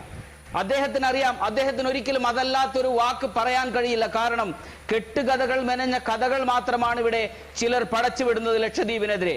അനാവശ്യവുമായ ചില പ്രചരണങ്ങൾ. കാരണം നേരത്തെ ഇവിടെ പ്രചരിപ്പിച്ചു, ഏകദേശം മംഗലാപുരത്ത് നിന്ന് 400 കിലോമീറ്റർ ദൂരെയുള്ള കിൽത്തൻ ദ്വീപും അങ്ങ് തിരുവനന്തപുരത്ത് മുതൽ മിനിക്കോയിലേക്ക് 400 കിലോമീറ്റർ ദൂരമുള്ള 4 ലക്ഷം സ്ക്വയർ കിലോമീറ്റർ വാട്ടർ ടെറിട്ടറി ഉള്ള ഒരു പ്രദേശമാണ് ലക്ഷദ്വീപ്. ഇതൊരു മത്സ്യസമ്പത്തിന്റെ കേന്ദ്രം കൂടിയാണ്. അതിൽ ചിലർക്ക് കണ്ണുണ്ടോ എന്ന് ഞങ്ങൾ സംശയിക്കുന്നുണ്ട്. കാരണം അതാണ് ഈ രൂപപ്പെട്ടു വന്ന പുറം ഇടപെടലുകൾ. ആ ഇടപെടലുകൾ നിയന്ത്രിക്കണമെന്ന് തന്നെയാണ് ലക്ഷദ്വീപുകാരുടെയും ആവശ്യം. ആ ആവശ്യത്തേക്ക് വരാതെ എന്തുകൊണ്ടാണ് ഇറക്കുന്ന ഓർഡറുകളിലൊക്കെ ലക്ഷദ്വീപിലെ ജനങ്ങൾക്കും ലക്ഷദ്വീപിലെ സാധാരണക്കാർക്കും ലക്ഷദ്വീപിലെ മത്സ്യത്തൊഴിലാളിക്കും ലക്ഷദ്വീപിലെ ഭൂമിക്കും കൈവെക്കുന്നത് എന്നത് സംശയാസ്പദമാണ്. അത് മാത്രമല്ല, ഷാനി നേരത്തെ പറഞ്ഞു, ഇവിടുത്തെ ജനാധിപത്യത്തെക്കുറിച്ച് വാചാലമാകുന്ന എന്റെ പ്രിയപ്പെട്ട BJP സുഹൃത്തുക്കൾ, ഞങ്ങൾ ഒരു രാഷ്ട്രീയ പ്രസ്ഥാനത്തിനെയും ഇകഴ്ത്തി കാണിക്കാൻ വേണ്ടിയിട്ടല്ല. ജനാധിപത്യത്തിന്റെ പ്രധാനമായ ആണിക്കല്ലുകൾ ലെജിസ്ലേച്ചറും എക്സിക്യൂട്ടീവും ജുഡീഷ്യറിയും മാധ്യമങ്ങളുമാണ്. ദൗർഭാഗ്യവശാൽ ഒന്ന് ആലോചിക്കണം ഷാനി, ഇവിടുത്തെ കേരളത്തെ പോലെ ഒരു മാധ്യമ സ്വാതന്ത്ര്യമോ അല്ലെങ്കിൽ മാധ്യമങ്ങളോ ഞാൻ അക്കാര്യത്തിൽ ഇടപെടുന്നത് മറ്റ് അതിഥികളുടെ കൂടി ഇക്കാര്യത്തിലുള്ള അഭിപ്രായം കൂടി പരിഗണിക്കേണ്ടതുണ്ട് എന്നുള്ളതുകൊണ്ടാണ്. ശ്രീ സിദ്ദിഖ്, ഇന്ന് AICC പ്രഖ്യാപിച്ചിരിക്കുന്നത് സംഘം അവിടെ പോയി പരിശോധിക്കും എന്നാണ്. നമുക്കെല്ലാവർക്കും ആവശ്യം, ഒരുപക്ഷെ ലക്ഷദ്വീപിലെ ജനങ്ങൾക്കും ആവശ്യം, അവരുടെ സ്വൈര്യ ജീവിതത്തിന് തടസ്സമുണ്ടാക്കിയ പുതിയ ഈ ഒരു 5 മാസത്തിനിടയിൽ വന്ന ഉത്തരവുകൾ ഇല്ലാതാവുക. അതെന്തുകൊണ്ട് അഡ്മിനിസ്ട്രേറ്റർ ഇത്തരത്തിൽ ഏകപക്ഷീയമായി പ്രവർത്തിക്കുന്നു എന്നത് പുറത്തറിയുക. അതിൽ നിന്ന് പിന്തിരിയാൻ അദ്ദേഹം തയ്യാറാകുന്നില്ലെങ്കിൽ അദ്ദേഹത്തെ മാറ്റി മറ്റൊരു അഡ്മിനിസ്ട്രേറ്ററെ കൊണ്ടുവരിക എന്നതാണല്ലോ ദ്വീപ് ജനതയുടെ ഏറ്റവും പ്രധാനപ്പെട്ട ആവശ്യം, പരമമായ ആവശ്യം. അത് തന്നെയാണല്ലോ സാധിക്കേണ്ടതും. അത്തരത്തിലൊരു രാഷ്ട്രീയ ഇടപെടൽ കേന്ദ്രത്തിൽ പ്രതിപക്ഷത്തിന്റെ ഭാഗത്തു നിന്നുണ്ടാകുമോ? ലക്ഷദ്വീപിൽ സന്ദർശനം നടത്തുന്നതിനപ്പുറത്തേക്ക് ദ്വീപിലെ ജനത ഇപ്പോൾ ആഗ്രഹിക്കുന്ന എന്താണ്, അവർക്ക് ഏറ്റവും അനിവാര്യമായത് എന്താണ് എന്നൊരു ഇടപെടൽ പ്രതിപക്ഷത്തിന്റെ ഭാഗത്തു നിന്നുണ്ടാകുമോ?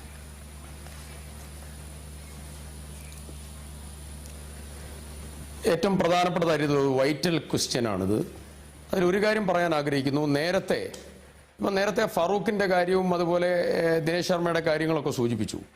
നേരത്തെ ഉണ്ടായിരുന്നവർ IAS-കാരായിട്ടുള്ള അതിപ്രധാനമായിട്ടുള്ള സിവിൽ സർവന്റുകളായിരുന്നു ലക്ഷദ്വീപിന്റെ ടെറിട്ടറിയുടെ അഡ്മിനിസ്ട്രേഷൻ നേതൃത്വം കൊടുത്തിരിക്കുന്ന ആളുകൾ.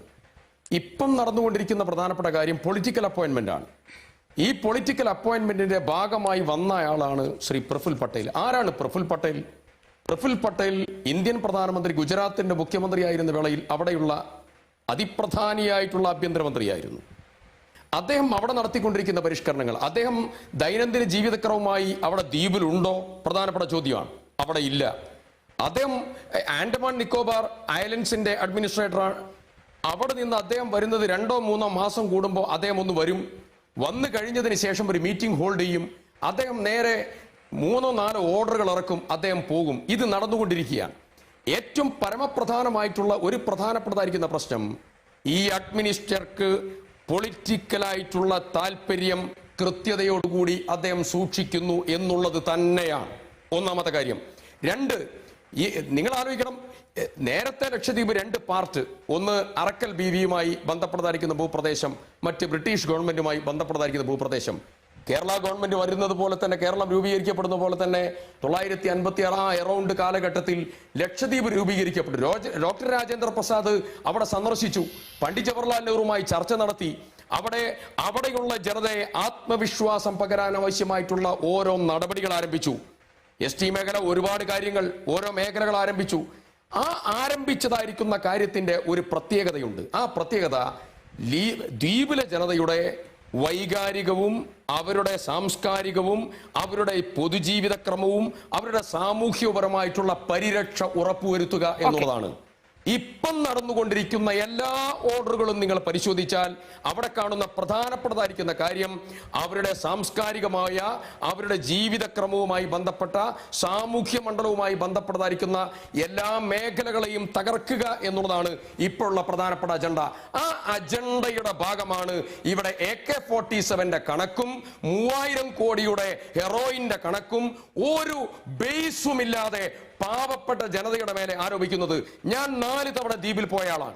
ഞാൻ പെർമിഷൻ എടുത്ത് ദ്വീപിൽ പോയി പൊതുയോഗത്തിൽ പങ്കെടുത്ത് അവിടെയുള്ള ഒരുവിധം ആളുകളുമൊക്കെയായി സംസാരിച്ചതായിരിക്കുന്ന ഒരാളാണ്. ഞാൻ ഒരു കാര്യം പറയാം, ഞാനൊരു ദ്വീപിലെ ഓരപ്രദേശത്ത് പോയി കടൽ കാണാൻ, കടൽ കണ്ട് തിരിച്ചു വരുമ്പോ എന്റെ കൂടെയുണ്ടായിരുന്ന സുഹൃത്തിന്റെ പേഴ്സ് അവിടെ വെച്ചുകൊണ്ട് മറന്നുപോയി തിരിച്ച് ഞങ്ങൾ റൂമിലെത്തിയപ്പോഴാണ് ഓർമ്മ. തിരിച്ചു വന്നപ്പോ ആ പേഴ്സ് നോക്കി ഞങ്ങൾ പോയപ്പോ ഞങ്ങളുടെ കൂടെ ഉണ്ടായിരുന്ന സുഹൃത്ത് പറഞ്ഞത്, വിഷമിക്കണ്ട, ഇവിടെ പോലീസ് ക്രൈമില്ല, എവിടെയെങ്കിലും ഒരു സാധനം കിട്ടിയാൽ നിങ്ങൾക്ക് അത് തിരിച്ചു കിട്ടും. അടുത്ത പള്ളിയിലോ അതല്ലെങ്കിൽ അവിടെയുള്ള പോലീസ് സ്റ്റേഷനിലോ കാണും. ഇത്രയധികം ഇന്നസെന്റ് ആയ, ഒരു കേസ് പോലും ഇല്ലാത്ത, ജയിലുകളിൽ ആളുകളില്ലാത്തതായിട്ടുള്ള ഒരു സ്ഥലത്ത് ഗുണ്ട ആക്ട് മാത്രമല്ല. നിങ്ങൾ ആലോചിക്കണം, ഈ അഡ്മിനിസ്ട്രേറ്റർ ചെയ്തിരിക്കുന്ന ഒരു കൊടിയതായിരിക്കുന്ന പാതകം ഇപ്പോ അമല് വരുന്നു, അതുപോലെ ഗുജറാത്ത് നിന്നുള്ളതായിരിക്കുന്ന സൊസൈറ്റികൾ വരുന്നു. എന്തേ അവിടെയുള്ളതായിരിക്കുന്ന 3 ഫാമുകൾ പിരിച്ചുവിട്ട് ലേലം ചെയ്യാൻ നിങ്ങൾ തീരുമാനിച്ചല്ലോ, ഓർഡർ ഇറക്കിയല്ലോ. എന്തേ ലക്ഷദ്വീപിലെ ആളുകൾക്ക് പാൽ ഉൽപ്പാദിപ്പിക്കണ്ടേ? അവിടെ പാൽ ഉൽപ്പാദിപ്പിക്കുന്ന 3 കേന്ദ്രങ്ങൾ അത് പിരിച്ചുവിട്ട് ലേലം ചെയ്യാൻ ആവശ്യപ്പെട്ടു. ഞാൻ ചോദിക്കുന്നു, എന്താ ആവശ്യപ്പെട്ടത്?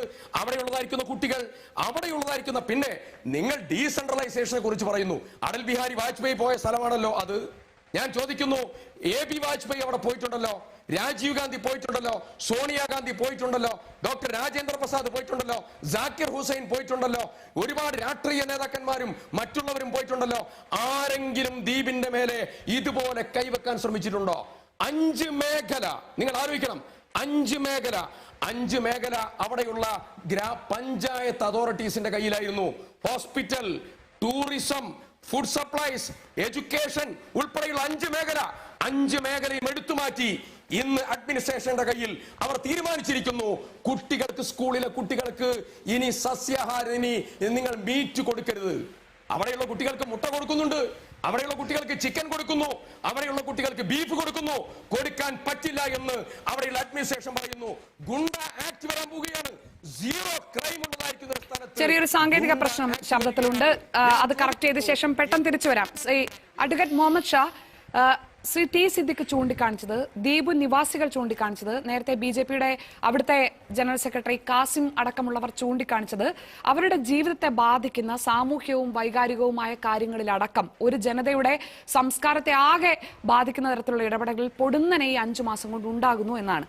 അതിന് രാഷ്ട്രീയമായ താല്പര്യം മാത്രമാണ്, രാഷ്ട്രീയ പ്രേരിതമായ ആരോപണങ്ങൾ മാത്രമാണ് എന്നാണ് BJP വിശദീകരിക്കുന്നത്. കേന്ദ്ര സർക്കാരിന്റെ നയങ്ങൾ തന്നെയാണ് നടപ്പാക്കുന്നത്, അതൊക്കെ ജനങ്ങൾക്ക് വേണ്ടതാണ് എന്നാണ് BJP അവകാശപ്പെടുന്നതും.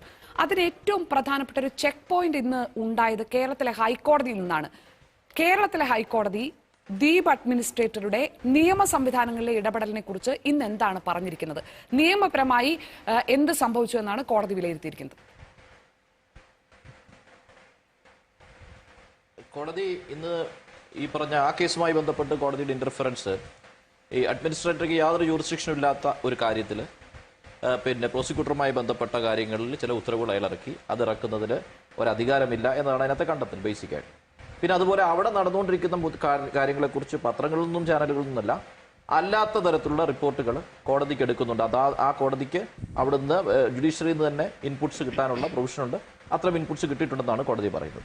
അടിസ്ഥാനപരമായ പ്രശ്നം ഞാനൊന്ന് പറയാം. കാരണം ഇപ്പോൾ ലക്ഷദ്വീപ് യൂണിയൻ ടെറിട്ടറി അഡ്മിനിസ്ട്രേഷനും സ്റ്റേറ്റിന്റെ അഡ്മിനിസ്ട്രേഷനും തമ്മിലുള്ള വ്യത്യാസം ഒരു ഫെഡറൽ സിസ്റ്റത്തിന്റെ അഡ്വാൻറ്റേജ് കിട്ടാത്ത ഒരു മേഖലയാണത്. ഫെഡറൽ സിസ്റ്റത്തിൽ സ്റ്റേറ്റുകൾക്ക് ഒരു അധികാരമുണ്ടല്ലോ, അത്തരം ഒരു അധികാരത്തിന്റെ അഡ്വാൻറ്റേജ് യൂണിയൻ ടെറിട്ടറിക്ക് കിട്ടാറില്ല. എന്നാൽ ഡൽഹി പോലുള്ള യൂണിയൻ ടെറിട്ടറിക്കുകളെ അവർക്ക് പ്രത്യേക സ്റ്റേറ്റിന്റെ അധികാരങ്ങളോട് കുറച്ച് കൊടുക്കുന്നുണ്ട്. അത് ഡാം ആൻഡ് ഡ്യൂ അല്ലെങ്കിൽ ദാദ്ര നാഗർ ഹവേലി, ആൻഡമാൻ നിക്കോബാർ ഐലൻഡ്സ്, ലക്ഷദ്വീപ് തുടങ്ങിയ സ്ഥലങ്ങൾക്കൊന്നും അങ്ങനെ ഒരു ഫെഡറൽ സിസ്റ്റത്തിന്റെ ഒരു അവകാശവും കിട്ടുന്നത്. എന്നാൽ ആ ജനങ്ങളും നമ്മളും തമ്മിൽ ഒരു വ്യത്യാസവുമില്ല, നമുക്കുള്ള എല്ലാ അവകാശങ്ങളും ഒക്കെ ഉണ്ടാകുകയും വേണം. ഇവിടെ സംഭവിച്ചതെന്താണെന്ന് വെച്ചാൽ, ഞാൻ ഇതിന്റെ ഒരു ലീഗൽ ആംഗിളിൽ ഇതിനെ ഒന്ന് ടേക്കപ്പ് ചെയ്യണമെന്ന് വിചാരിച്ച് ഇതിനെ മുന്നോട്ട് പഠിച്ചു. അപ്പോൾ ആദ്യമായിട്ട് നമ്മൾ ഈ ഗുണ്ട ആക്ട് എന്ന് പറയുന്നത് prevention of anti social activities regulations എന്നാണ് അതിന്റെ പേര്, പാസ എന്നാണ് അതിന്റെ പേര്. ഈ പാസ ഇവിടെയല്ല ആദ്യം ഉണ്ടായത്. പാസ ഗുജറാത്തിൽ ഇറക്കിയിരുന്നു. അതേ പാസ തന്നെ ദാദ്ര നാഗർ ഹവേലിയിൽ 2016 ഇതേ അഡ്മിനിസ്ട്രേറ്ററോട് ജോലി ചാർജ് ചെയ്തപ്പോൾ അവിടെ ഇറക്കി. വന്നു കഴിഞ്ഞാൽ 1 മാസത്തിനകം ആദ്യം ഇറക്കുന്ന സാധനമാണ് പാസ. ഇദ്ദേഹം ഇവിടെ വന്ന് ലാൻഡ് ചെയ്യുന്നത് ഡിസംബർ 5-ാം തീയതിയാണ് ഇവിടത്തേക്ക് അദ്ദേഹത്തിന്റെ അഡ്മിനിസ്ട്രേഷൻ. അദ്ദേഹം ജാനുവരി 29-ന് പാസ ഇവിടെ ഇനിഷ്യേറ്റ് ചെയ്യുന്നു. പാസ അവർ പബ്ലിഷ് ചെയ്ത് 21 ഡേയ്സിനകത്ത് ജനങ്ങളുടെ ഒബ്ജക്ഷൻ കോൾ ഫോർ ചെയ്യും. ഈ 29th ഡിസംബർ ജനുവരിക്ക് ഒരു പ്രത്യേകതയുണ്ട്. അതായത് അവിടെ പിന്നെ ഇദ്ദേഹം വരുന്നത് വരെ ഇവിടെ കോവിഡ് കേസസ് ഉണ്ടായിരുന്നില്ല. അതിനുശേഷം ജനുവരി ഫസ്റ്റ് വീക്കിലാണ് ഫസ്റ്റ് കോവിഡ് കേസ് വരുന്നത്. 14 കോവിഡ് കേസ് വരുമ്പോൾ 23-ാം തീയതി കോവിഡ് പ്രോട്ടോകോൾ വരുന്നു, ഇവിടെ ലോക്ക്ഡൌണിലേക്ക് പോകുന്നു. ആ ലോക്ക്ഡൌൺ ഇഷ്യൂ ചെയ്തതിന് ശേഷം 29-ാം തീയതി ഒബ്ജക്ഷൻ കോൾ ഫോർ ചെയ്ത് പബ്ലിഷ് ചെയ്യാണ്. അതിനുശേഷം അത് പബ്ലിഷ് ചെയ്ത് അതങ്ങനെ വിട്ടു. അത് കഴിഞ്ഞിട്ട് 25/2/2021 3 ഇറക്കുന്നത്. പഞ്ചായത്ത് റെഗുലേഷൻ ഇറക്കുന്നു, അതുപോലെ കോപ്പറേറ്റീവ് സൊസൈറ്റി റെഗുലേഷൻ ഇറക്കുന്നു. അതേപോലെ തന്നെ പിന്നെ ഒരെണ്ണം കൂടെ വരുന്നുണ്ട്, പിന്നെ ഏതോ ഒരു മൂന്നാമത് റെഗുലേഷൻ വരുന്നുണ്ട്. അതിനുശേഷം വീണ്ടും പിന്നെ മറ്റേത് ടൗൺ പ്ലാനിങ്ങിന്റെ കൺട്രി പ്ലാനിങ്ങിന്റെ റെഗുലേഷൻ വരുന്നു. ഇതെല്ലാം ഒരു 3 മാസം കൊണ്ട് ഇത് മുഴുവൻ അയച്ചിട്ട് ജനങ്ങളുടെ ഒബ്ജക്ഷൻ കോൾ ഫോർ ചെയ്യുകയാണ്. ജനങ്ങളെ കേട്ടു എന്നാണ് വരുന്നത്. ഈ ജനങ്ങൾ മുഴുവൻ ലോക്ക്ഡൌണിലാണ്. അതായത് 68% ടെസ്റ്റ് പോസിറ്റിവിറ്റി റേറ്റിൽ നിൽക്കുന്ന സമയത്ത് ഈ നിയമങ്ങളെല്ലാം ഇത്രയും നിയമങ്ങൾ മാറ്റാം. അവിടെ എക്സിസ്റ്റിംഗ് നിയമങ്ങൾ ഇത്രയും മാറ്റണമെങ്കിൽ യൂഷ്വൽ കോഴ്സിൽ, നമ്മുടെ നാട്ടിൽ ഒരു ലെജിസ്ലേഷൻ വരണമെങ്കിൽ യൂഷ്വൽ കോഴ്സിൽ വരാവുന്ന ഒരു 4-5 വർഷത്തിനകത്ത് മാറ്റപ്പെടാവുന്ന നിയമങ്ങൾ 3 മാസം കൊണ്ട് കൊണ്ടുവന്നതിന് ശേഷം പറഞ്ഞിരിക്കുകയാണ്. അതിലൊരു പഞ്ചായത്ത് റെഗുലേഷൻ, ആനിമൽ സ്ലോട്ടറിംഗ് ആണ് 25/2 വന്ന മാറ്റം. ആനിമൽ സ്ലോട്ടറിങ്ങിനകത്ത് അവർ പറഞ്ഞിരിക്കുന്ന പൂർണ്ണമായിട്ടും ഒരു പ്രൊവിഷൻ കൊണ്ടുവന്നിട്ട് ബീഫ് എന്ന കാര്യത്തിൽ ഉപഭോഗം ഇല്ലാത്ത രീതിയിലേക്ക് ആക്കുകയാണ്. അതിനുശേഷം ഡയറി ഫാമുകളെല്ലാം ക്ലോസ് ചെയ്തുകൊണ്ട് ഉത്തരവിട്ടു. ഡയറി ഫാം ക്ലോസ് ചെയ്തിട്ട് അതിന് വീണ്ടും കമ്മ്യൂണിക്കേഷനാണ്, ഇമെയിൽ കമ്മ്യൂണിക്കേഷൻ കൊടുത്തിട്ട് പറയാണ് ഡയറി ഫാം ക്ലോസ് ചെയ്ത് കാറ്റലിനെ മുഴുവൻ ഈ 31-നകം കയറ്റി ഓപ്ഷൻ ചെയ്ത് കളയണം. ഇനി വേറൊരു പ്രധാനപ്പെട്ട കാര്യമുണ്ട്. 1997 ലക്ഷദ്വീപ് ലാൻഡ് റെഗുലേഷൻ എന്ന് പറഞ്ഞൊരു റെഗുലേഷൻ ഉണ്ടാക്കിയിട്ടുണ്ട്. ആ റെഗുലേഷൻ ഉണ്ടാക്കിയതിന്റെ കാരണം ലക്ഷദ്വീപിൽ ഒരു വീട് പണിയണമെങ്കിൽ ആ വീടിനുള്ള മണ്ണ്, സിമെന്റ്, കല്ലൊന്നും അവിടെ നിന്ന് എടുക്കാൻ പറ്റാത്തൊരു സാഹചര്യം വന്നു. കാരണം ഇത് സബ്മർജ് ചെയ്ത് പോകും. ഒരു ഐലൻഡ് ആണല്ലോ, ഐലൻഡിൽ തന്നെ മണ്ണെടുത്ത് അവിടെ തന്നെ പണിയാൻ പറ്റാത്തതുകൊണ്ട് ഈ മെയിൻ ലാൻഡിൽ നിന്ന് മണ്ണും മണ്ണും കൊണ്ടുവരണം എന്ന് നിയമം കൊണ്ടുവന്നു. അങ്ങനെ മെയിൻ ലാൻഡിൽ നിന്ന് മണ്ണും കല്ലും കൊണ്ടുവരുമ്പോൾ അതിന്റെ ട്രാൻസ്പോർട്ടേഷന് ഒരു സബ്സിഡി കൊടുക്കുന്ന ഒരു പ്രൊവിഷനാണ് 1997 ഉണ്ടാക്കിയത്. ആ പ്രൊവിഷൻ ഈ 31-ാം തീയതി കൂടി ഇല്ലാതായിരിക്കുന്നു എന്ന് പ്രഖ്യാപിച്ചുകൊണ്ട് ഓർഡർ ഇറക്കി. എന്നിട്ട് അതിനുവേണ്ടിയുള്ള ആപ്ലിക്കേഷൻ സ്വീകരിക്കരുതെന്ന് പറഞ്ഞു. അതായത് ദ്വീപിലുള്ള ഒരാൾക്ക് പോലും ഒരു കൺസ്ട്രക്ഷൻ ആക്ടിവിറ്റി നടത്താൻ പറ്റാത്ത സ്ഥിതി അവിടെ ഒഴുക്കിയിരിക്കുകയാണ്. 2, ഒരു പ്രോപ്പർട്ടി നിങ്ങൾ അങ്ങോട്ടും ഇങ്ങോട്ടും ട്രാൻസ്ഫർ ചെയ്യുകയാണെങ്കിൽ 1% ഉണ്ടായിരുന്ന സ്റ്റാമ്പ് ഡ്യൂട്ടി 8% ആയിട്ട് ഇൻക്രീസ് ചെയ്യാണ്. അതായത് അവരെ അങ്ങ് പൂർണ്ണമായി മുറുക്കുകയാണ്. ലക്ഷദ്വീപിലെ മുഴുവൻ ജനങ്ങളെ മുറുക്കിക്കൊണ്ടുള്ള ഈ 5 മാസം ഈ കോവിഡ് പ്രോട്ടോകോളിനകത്ത് നിന്നുകൊണ്ട് ഇദ്ദേഹം ഇത് ചെയ്യും. ഇതേ കാര്യം തന്നെ ഇദ്ദേഹം പിന്നെ ദാദ്ര നഗർ ഹവേലി അവിടുത്തെ നിയമങ്ങൾ ഞാൻ നോക്കി. അവിടെ നോക്കുമ്പോൾ പ്രശ്നം എന്താ വെച്ചാൽ അവിടെ ആദ്യം ചെന്ന് പാസ്സായാണ് കൊണ്ടുവന്നത്. അത് കഴിഞ്ഞിട്ട് ലാൻഡ് ഗ്രാബിംഗ് ആയിട്ടുള്ള നിയമങ്ങൾ അവിടെ കൊണ്ടുവന്നു. അവിടെ സമരം നടന്നു. 2 ലക്ഷം ആളുകളെ അഫക്ട് ചെയ്യുന്ന ആ പ്രശ്നങ്ങൾ അവിടെ ഉണ്ടായി. അതിനുശേഷം അവിടെ 2 മരണങ്ങളുണ്ടായി. ഒരു കോൺട്രാക്ടർ മരണം ഉണ്ടായി. അതിനുശേഷം MP തന്നെ സൂയിസൈഡ് ചെയ്തു. ഇത്രയും വിഷയങ്ങൾ അവിടെ ഉണ്ടായിരിക്കുന്ന ഒരാളെയാണ് ഇവിടെ കൊണ്ടുവരുന്നത്. ഇനി ഞാൻ പൊളിറ്റിക്കൽ അപ്പോയിന്റ്മെന്റ് കാര്യം സിദ്ദീഖ് പറഞ്ഞല്ലോ, ചരിത്രത്തിൽ ആദ്യമായാണ് ഒരു പൊളിറ്റിക്കൽ അപ്പോയിന്റ്മെന്റ് എന്ന രീതിയിൽ യൂണിയൻ ടെറിട്ടറിയിൽ ലക്ഷദ്വീപിലോ അല്ലെങ്കിൽ ഡാമനിലോ ഒക്കെ വന്നിരിക്കുന്നത്. ആ അപ്പോയിന്റ്മെന്റ് വരുമ്പോൾ മുൻകാലങ്ങളിൽ ഞാൻ റൈറ്റ് ടു ഇൻഫർമേഷൻ 2014 എടുത്ത ഒരു ലെറ്റർ ഉണ്ട്. അതിനകത്ത് സ്പെസിഫിക് ആയിട്ട് പറയാണ്, നിങ്ങളൊരു സിവിൽ സർവന്റിനെയാണ് നിങ്ങൾ അപ്പോയിന്റ് ചെയ്യുന്നെങ്കിൽ പോലും ഇംപെക്കബിൾ റെക്കോർഡ്സ് ഉള്ള ആളായിരിക്കണം എന്ന് നിർബന്ധമുണ്ട്. കാരണം ഒരു ടെറിട്ടറി ഭരിക്കാനാണ് പോകുന്നത്. ആ സ്റ്റേറ്റിന്റെ ഭരണമാണ് അയാൾ ഏറ്റെടുക്കാൻ പോകുന്നത്.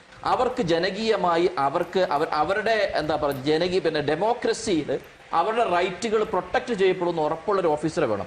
ഇതായത് ഇദ്ദേഹം 2007 വരെ ഒരു കോൺട്രാക്ടറായിരുന്നു.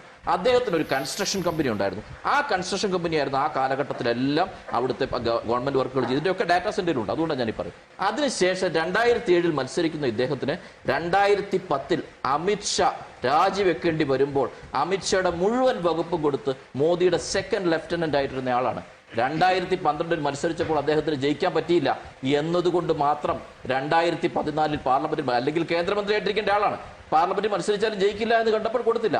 അത് നമ്മൾ സാധാരണ ഒരു ഓഫീസർ വന്ന് എന്തൊക്കെ ചെയ്യുന്ന പോലെ അല്ല. ഇതൊരു ടാർഗറ്റഡ് അറ്റാക്കാണ്. ഇതിന്റെ പിന്നിൽ കോർപ്പറേറ്റ്സ് ഉണ്ട്. നിങ്ങളിപ്പോൾ മനസ്സിലാക്കി, നിങ്ങളിപ്പോൾ ലക്ഷദ്വീപുകാർ വളരെ ഇന്നസെന്റ് ആയിട്ട് പറയുന്നത് കേൾക്കുമ്പോൾ വളരെ വിഷമം തോന്നുക. വലിയ വലിയ വികസനങ്ങളൊക്കെ ലക്ഷദ്വീപിലേക്ക് കൊണ്ടുവരികയാണ്. അത് നിങ്ങൾക്കുള്ളതല്ല. ആ വികസനങ്ങൾക്കൊല്ല അതിന്റെ എല്ലാം ലാഭം കൊയ്യാനുള്ള ആളുകൾ പുറകെ വരുന്നുണ്ട്. അവർക്ക് വേണ്ടി നടത്തുന്ന ശ്രമമാണ്. അതാണ് ഒരു പ്രധാനപ്പെട്ട പോയിന്റ് എന്നതാണ്.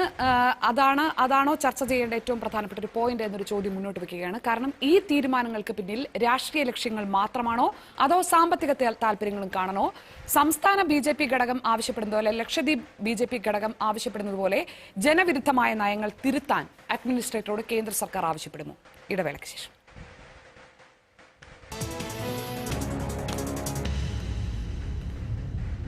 ചർച്ചയിൽ ഇനി ശേഷിക്കുന്നത് 9.5 മിനിറ്റാണ്. 4 അതിഥികൾക്കും 2.5 മിനിറ്റ് വെച്ചാണ് ഇനി സംസാരിക്കാനുള്ള സമയമുണ്ടാവുക. ശ്രീ സുരേഷ്, ഇതിൽ BJPയുടെ ലക്ഷദ്വീപ് ഘടകം പറയുന്നതെങ്കിലും വിശ്വാസത്തിലെടുക്കണമല്ലോ, അവിടുത്തെ ജനങ്ങൾ പറയുന്നത് വിശ്വാസത്തിലെടുക്കണമല്ലോ. അവർക്ക് ആവശ്യമില്ലാത്ത, അവർക്ക് എതിർപ്പുള്ള നിയമനിർമ്മാണങ്ങൾ പിൻവലിക്കണം എന്ന് വേറൊരു അജണ്ടയും അവിടെ നടപ്പാക്കാൻ ഉദ്ദേശിക്കുന്നില്ലെങ്കിൽ, വേറൊരു അജണ്ടയും ഇതിന് പിന്നിലില്ലെങ്കിൽ ആ അഡ്മിനിസ്ട്രേറ്ററോട് ആവശ്യപ്പെടാൻ BJP ലക്ഷദ്വീപ് ഘടകം ആവശ്യപ്പെട്ടതുപോലെ അഡ്മിനിസ്ട്രേറ്ററോട് ഈ ജനാധിപത്യ വിരുദ്ധ നിയമനിർമ്മാണങ്ങൾ പിൻവലിക്കണം എന്നാവശ്യപ്പെടാൻ കേന്ദ്ര സർക്കാർ തയ്യാറാകുമോ? ഒന്ന് ഷാനി, അവിടെ അജണ്ട ഉണ്ട്. അജണ്ട എന്ന് പറയുന്നത് ലക്ഷദ്വീപുകാർ ദശാബ്ദങ്ങളായിട്ട് അനുഭവിക്കുന്ന ദുരിതത്തിൽ നിന്ന് ആ ജനതയെ മോചിപ്പിക്കുക എന്നുള്ളതാണ് ഒരജണ്ട. അതിനുവേണ്ടി ഞാൻ നേരത്തെ സൂചിപ്പിച്ചതുപോലെ അന്താരാഷ്ട്ര ടൂറിസ്റ്റ് കേന്ദ്രമായിട്ട് മാറുക, അതോടൊപ്പം തന്നെ അവിടെ അന്താരാഷ്ട്ര വിമാനത്താവളം വരിക, അങ്ങനെയുള്ള ഒട്ടനവധി പദ്ധതികൾ BJP കേന്ദ്ര സർക്കാരിൻ്റെ മുമ്പിലുണ്ട്. രണ്ടാമത്, ആയിരക്കണക്കിന് കപ്പലുകൾ പോകുന്ന ഏറ്റവും സമ്പന്നമായ ഒരു കപ്പൽ പാതയാണ് ഈ ലക്ഷദ്വീപിനോടൊപ്പം ചേർന്ന് പോകുന്നത്. അത് ശ്രീലങ്ക, മാലദ്വീപ്, സോമാലിയ, മൗറീഷ്യസ് തുടങ്ങിയ പ്രദേശങ്ങളിലേക്കാണ്. അവിടെ സൈനികമായിട്ടും അതോടൊപ്പം തന്നെ മറ്റ് തന്ത്രപരമായിട്ടും ഏറെ പ്രാധാന്യമുള്ള ഒരു പ്രദേശമാണ്. മാത്രമല്ല, സോമാലിയിലെ ജിബൂട്ടിയിൽ ചൈന ഒരു നേവൽ ബേസ് ഉണ്ടാക്കി കഴിഞ്ഞിരിക്കുന്നു. അപ്പോൾ നമുക്ക് ഈ ലക്ഷദ്വീപ് സംരക്ഷിച്ചുകൊണ്ട്, ലക്ഷദ്വീപ് അഭിവൃദ്ധിപ്പെടുത്തിക്കൊണ്ട് നമ്മളുടെ തന്ത്രപരമായിട്ടുള്ള ഇടപെടലുകൾ ലക്ഷദ്വീപിൽ ഉണ്ടാകേണ്ടത് രാജ്യത്തിൻ്റെ 135 കോടി ജനതയുടെ സുരക്ഷിതത്വത്തിൻ്റെ ആവശ്യമാണ്. ഇത്തരത്തിൽ ഗുണ്ട ആക്ടിനെ സംബന്ധിച്ചാണ് നേരത്തെ ഷാനി ചോദിച്ചത്. ഗുണ്ട ആക്ടിൽ അവിടെ ഗുണ്ടകൾ ഇല്ല എങ്കിൽ ഗുണ്ട ആക്ടിന് തന്നെ പ്രസക്തിയില്ല എന്ന് പറയുമ്പോൾ ഗുണ്ട ആക്ട് നടപ്പാക്കാൻ പറ്റില്ല എന്നാണ് മനസ്സിലാക്കേണ്ടത്. ഇനി ഞാൻ നേരത്തെ പറഞ്ഞത് ശ്രീലങ്കയിൽ നിന്ന് വന്ന കപ്പലിനെ സംബന്ധിച്ചാണ്. ഇത് പ്രാദേശികമായ ആൾക്കാർ, നിഷ്കളങ്കരായ പ്രാദേശിക ആൾക്കാരെ ദുരുപയോഗം ചെയ്ത് ഇത് കാരിയേഴ്സ് ആയിട്ട് ഉപയോഗിക്കുന്ന ദുരന്തം അവിടെ നടക്കുന്നു. കഴിഞ്ഞ പ്രാവശ്യം ഒരൊറ്റ പോലീസ് സ്റ്റേഷനിൽ, കവറത്തി പോലീസ് സ്റ്റേഷനിൽ മാത്രം 50 ക്രൈമുകൾ രജിസ്റ്റർ ചെയ്തിട്ടുണ്ട്. 9 പോലീസ് സ്റ്റേഷനിലായിട്ട് നിരവധി ക്രൈമുകൾ രജിസ്റ്റർ ചെയ്തിട്ടുണ്ട്. ഇതിൻ്റെ അർത്ഥം അത് വളരെ കുറവാണ്, സമ്മതിക്കുന്നു. കാരണം അവിടുത്തെ ജനങ്ങൾ പാവങ്ങളായതുകൊണ്ട് തന്നെയാണ്.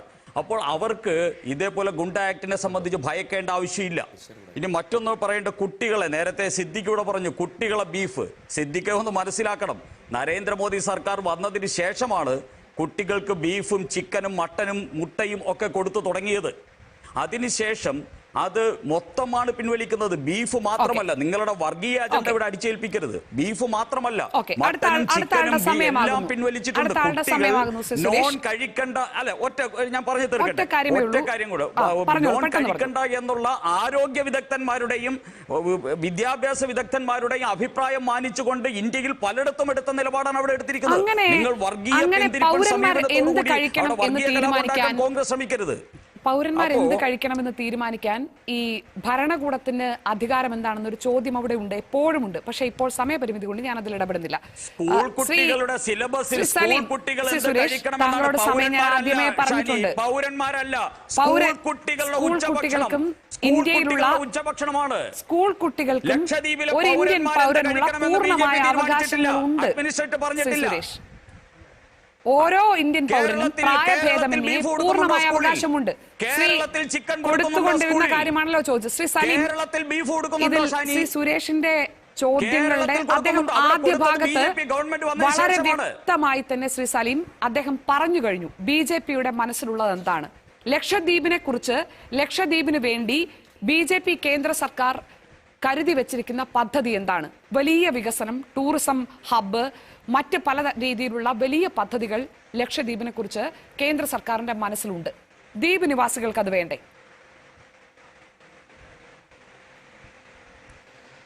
തീർച്ചയായിട്ടും വികസനങ്ങളോട് ഒരിക്കലും മുഖം തിരിഞ്ഞു നിന്നിട്ടില്ല ഒരാളും. ലക്ഷദ്വീപിലെ മുഴുവൻ ജനങ്ങളും വികസനത്തോടൊപ്പമാണ്. പക്ഷേ ഏത് വികസനത്തോടാവണം? ആ പ്രദേശത്തെ വിശിഷ്യ മനുഷ്യരെയും അവിടുത്തെ പാരിസ്ഥിതിക പ്രശ്നങ്ങളെയും പഠിച്ചുകൊണ്ടാവണം. എന്നാൽ ഇപ്പോൾ നേരത്തെ പറഞ്ഞ ഓർഡറുകൾ ഉണ്ടാവും. നേരത്തെ വക്കീൽ സാർ പറഞ്ഞു വളരെ മനോഹരമായി, ഗുജറാത്തിലും ഡാമണ്ടിയിലും ഇറക്കിയ, സിൽവാസയിലും ഇറക്കിയ അതേ ഓർഡർ എന്ന്. ഷാനി ഒന്ന് ആ ഓർഡർ വായിച്ചു നോക്കിയാൽ അറിയാം. ആ ഓർഡറിൽ ഫാമിനെ കുറിച്ച് പറയുന്നതിൽ പന്നി ഫാമിനെ കുറിച്ച് പറഞ്ഞിട്ടുണ്ട്. ലക്ഷദ്വീപിൽ എവിടെയാണ് പന്നി ഫാം? ബിൽഡിംഗ് ആക്ടിനെ കുറിച്ച് പറയുമ്പോൾ റെയിൽവേ ഗേറ്റിനെ കുറിച്ച് പറഞ്ഞിട്ടുണ്ട്. ലക്ഷദ്വീപിൽ എവിടെയാണ് റെയിൽവേ ഗേറ്റ്? അതായത് ഡാമൻഡ്യൂവിൽ കിടക്കുന്ന അതേ കോപ്പി പേസ്റ്റ് എടുത്ത് ലക്ഷദ്വീപിലേക്ക് ഇംപ്ലിമെന്റ് ചെയ്താൽ അതിനെ എങ്ങനെയാണ് ഒരു വലിയ വികസനമായി ദ്വീപുകാരൻ കാണുക? അതെങ്ങനെ ചെയ്യാൻ പറ്റും? ഓരോ ദ്വീപുകാരന്റെയും ഭൂമിയിലേക്ക് അവൻ അറിയാതെ അവന്റെ ഭൂമിയെ എക്വയർ ചെയ്യാനുള്ള അധികാരം അഡ്മിനിസ്ട്രേഷനിലെ നിക്ഷിപ്തമാക്കുന്ന നിയമം കൊണ്ടുവരുമ്പോൾ അതെങ്ങനെയാണ് ഒരു വികസനമായി കാണുക? ഇനി വികസനം ലക്ഷ്യമാണ് എങ്കിൽ ഞാനൊരു കാര്യം പറയാം. കേന്ദ്ര ഗവൺമെന്റിന്റെ 5.5 കോടി രൂപ മുടക്കി 2008 പഠനം നടത്തിയ ഒരു പഠന റിപ്പോർട്ടുണ്ട്. ലക്ഷദ്വീപുകാർ എന്നും ഏറ്റവും കൂടുതൽ ടൂറിസ്റ്റിനും ഗുണകരമാകുന്ന ഒരു പദ്ധതിയാണ് യാത്രാ ബുദ്ധിമുട്ട്. അത് പരിഹരിക്കാൻ കേന്ദ്ര ഗവൺമെന്റ് പഠിച്ചൊരു റിപ്പോർട്ടുണ്ട് 2008. ആ റിപ്പോർട്ട് നടപ്പിലാക്കണം. ആ റിപ്പോർട്ട് നടപ്പിലാക്കിയാൽ ഈ പ്രശ്നങ്ങൾക്കൊക്കെ നടപ്പാക്കപ്പെടുന്നത് എന്നുള്ളതാണ് പ്രശ്നം. ശ്രീ സിദ്ദിഖ്, എന്റെ ഒരു ആശങ്ക ഞാൻ പറയാം. ഇപ്പോൾ AICC വളരെ എളുപ്പത്തിൽ മറ്റൊരു കാശ്മീരാക്കാൻ പോവുകയാണ് ലക്ഷദ്വീപ് എന്ന് പറയുന്നുണ്ട്. എന്നിട്ട് ഒന്നും ചെയ്യാൻ ഇന്ത്യക്കായില്ല എന്ന് നമ്മൾ ഓർക്കണം. കശ്മീരിൽ എന്താണോ കേന്ദ്ര സർക്കാർ നടപ്പാക്കാൻ ഉദ്ദേശിച്ചത് അത് നടപ്പാക്കുക തന്നെ ചെയ്തു. ലക്ഷദ്വീപ് ജനതയോടും അത് ചെയ്യാൻ, അത് നോക്കിയിരിക്കാൻ മാത്രമേ കഴിയൂ എന്നൊരു നിസ്സഹായാവസ്ഥ വന്നാൽ ഇപ്പോഴുള്ള ബഹളങ്ങളൊക്കെ നിരർത്ഥകമാകുമല്ലോ. ശ്രീ സിദ്ദിഖ്, ലക്ഷദ്വീപിൽ അവിടുത്തെ ജനത ആഗ്രഹിക്കാത്ത ഒരു നിയമവും നടപ്പാക്കപ്പെടുന്നില്ല എന്ന്, മറ്റു ഗൂഢലക്ഷ്യങ്ങൾ നടപ്പാക്കപ്പെടുന്നില്ല എന്ന് രാഷ്ട്രീയമായി ഉറപ്പിക്കാൻ കോൺഗ്രസ് നേതൃത്വം നൽകുന്ന രാജ്യത്തെ പ്രതിപക്ഷത്തിന് കഴിയുമോ?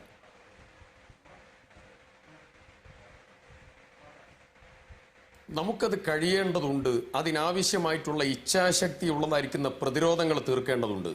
അത് ദ്വീപിനകത്ത് പ്രതിരോധം ഉയർന്നു വരണം. ദ്വീപിന് പുറത്തും രാജ്യത്തിന്റെ തലസ്ഥാന നഗരിയിലും പാർലമെന്റിനകത്തും ആ പ്രതിരോധം ഉയർന്നു വരണം. നിങ്ങൾ ഒരു കാര്യം ആലോചിക്കണം. പാവപ്പെട്ടതായിരിക്കുന്ന ദ്വീപ് നിവാസികൾ, അവർ ഇപ്പോൾ ടെസ്റ്റ് പോസിറ്റിവിറ്റി റേറ്റ് അവിടെ 67-68%. ആ 68% ടെസ്റ്റ് പോസിറ്റിവിറ്റി റേറ്റ് ഈ രീതിയിൽ ആവാനുള്ളതായിരിക്കുന്ന കാരണം നിലവിലുള്ളതായിരിക്കുന്ന അഡ്മിനിസ്ട്രേറ്റർ ഇറക്കിയതായിരിക്കുന്ന ഇടക്കാല തീരുമാനങ്ങളും നയങ്ങളുമാണ്. ആ നയങ്ങളിൽ പ്രതിഷേധിച്ച് ഞങ്ങൾക്ക് കോവിഡിനെ പ്രതിരോധിക്കണം, അവർക്ക് 14 ദിവസത്തെ ക്വാറന്റൈൻ നിർബന്ധമായി നടപ്പിലാക്കണം. ഗ്രാമപഞ്ചായത്തിന്റെ പ്രസിഡന്റും വൈസ് പ്രസിഡന്റും ഉൾപ്പെടെ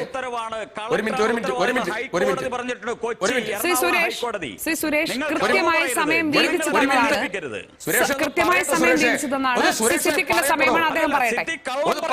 പച്ചക്കള്ളം പറയുന്നു സിദ്ദിഖ്, പച്ചക്കള്ളം പറയുന്നു സിദ്ദിഖ്. കഞ്ചാവും പറഞ്ഞു വൃത്തികെട്ട കാര്യങ്ങൾ പറയുന്ന ആളുകളാണ് നിങ്ങൾ. താങ്കൾ ദയവ് ചെയ്ത് ജനതയ്ക്ക് വേണ്ടി അവരുടെ അവകാശങ്ങൾ ഉറപ്പിക്കാൻ എന്ത് ചെയ്യും? ശ്രീലങ്കയിൽ നിന്ന് തലയ്ക്ക് അടികെട്ടി വന്ന രാജീവ് ഗാന്ധിയുടെ ദുരവസ്ഥ ഇനി ഒരു പ്രധാനമന്ത്രിക്ക് ഉണ്ടാകാതിരിക്കാനാണ് 68% റേറ്റിലേക്ക് കൊണ്ടുപോയത് ഈ അഡ്മിനിസ്ട്രേറ്ററാണ്. നേരത്തെ ഇവിടെ ചോദിച്ചൊരു ചോദ്യം, കുട്ടികൾക്കുള്ളതായിരിക്കുന്ന പോഷകാഹാരം അത് ഫിക്സ് ചെയ്യേണ്ടത് അഡ്മിനിസ്ട്രേറ്റർ അല്ല. അഡ്മിനിസ്ട്രേറ്റർ ഫിക്സ് ചെയ്യുന്നതിന് മുമ്പ് അവിടെയുള്ളതായിരിക്കുന്ന ആശുപത്രിയും അവിടെയുള്ള ഹെൽത്ത് ഓഫീസറും എല്ലാവരുമായിട്ടുള്ള ചർച്ച നടത്തണം. ആരുമായി ചർച്ച നടത്തി?